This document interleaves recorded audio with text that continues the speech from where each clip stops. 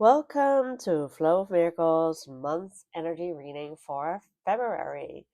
And we're leaving the Two of Discs behind to go to the Eight of Wands swiftness reversed. And I always have to admit that I love the Eight of Wands energy when it's not reversed. Fast paced environments, quick communication, beautiful wonderful changes. But since it's reversed, that means we have to be much more mindful of its pitfalls. We are leaving behind the material two of discs and moving into the spiritual of the wands. That means that we are being challenged to see our soul path and soul purpose as well. So let's talk about the do's and don'ts of this reverse card. The do's are motion, brainstorm, and communication. It is so important when this kind of frantic energy is there, especially reversed when we cannot feel as grounded as we should, that we choose to be in motion. It is not so strange that runners talk about getting a runner's high, of clearing their minds when they're running. Motion always helps us actually get clarity.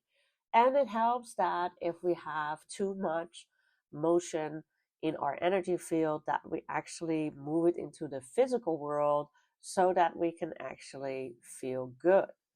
So this month, I highly recommend you do some exercise, you do some active meditations, or maybe even just sit on a swing set and allow your body to move.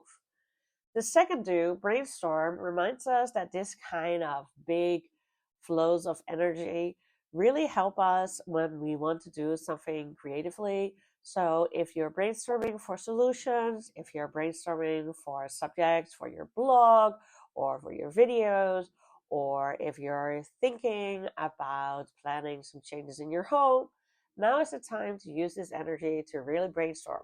But remember, with it reversed, it's so important that we actually write it down and make sure that we know where it is, or we will forget our zany ideas and we have a hard time actually implementing them. And last but not least, communication is very important with this kind of energy. We can sometimes talk too fast, we can sometimes skip a couple of steps, and then it becomes really hard for other people to understand where we're coming from, what we expect from them, or what we even want. So make sure that you take some time to make sure your communication is cleaned up. Make sure that you read your email a second or a third time and make sure that you actually circle back to people you talk to. And now for the don'ts. With this kind of frantic energy, the don'ts are don't be rash, don't be thoughtless, and be mindful of collapse. So the first, of course, is easy that when this energy is very overwhelming, we can take decisions very fast. And while it's nice to feel decisive, it can also mean that we actually made a decision that isn't right for us. So take a breath, reflect on it again, think a little harder, and then take your decision. And of course, this kind of restlessness also makes us a bit thoughtless.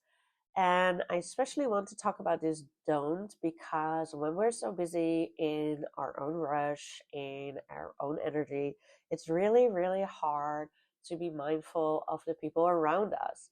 So take some time to reflect on if you are really connected in the right way to the right people. Take some time if you actually have been understanding and empathic, especially if they are also in a rush.